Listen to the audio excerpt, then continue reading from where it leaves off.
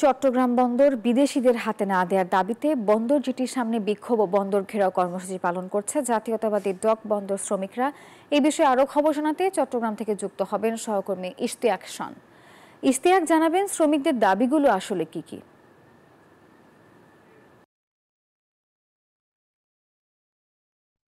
ধন্যবাদ আপনাকে। আসলে আমি এই মুহূর্তে আছি চট্টগ্রাম বন্দর ভবনের ঠিক সামনে। এখানে আসলে সকাল 10টা থেকে কিন্তু আসলে বন্দরের যে শ্রমিক রয়েছেন, আসলে মূলত বন্দরের মার্চেন্ট শ্রমিকদের কিন্তু আসলে এখানে যে আন্দোলন সেটি শুরু হয়েছিল।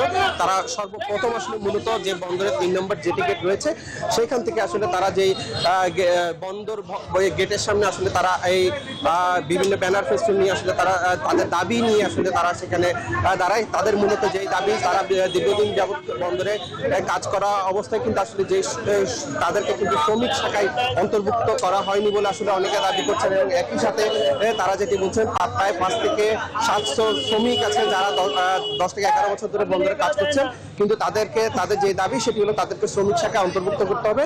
এবং একই সাথে তাদের যে দাবি সেটি হলো যে চট্টগ্রাম বন্দরকে আসলে বিদেশি কোম্পানির কাছে লিজ দেওয়ার যে অন্তর্বর্তীকালীন সরকারের যে সিদ্ধান্ত সেটি থেকে অবিলম্বে সরে আসতে হবে। যদি সরে আসা না হয় সেই ক্ষেত্রে কিন্তু তারা আসলে কঠোর আরো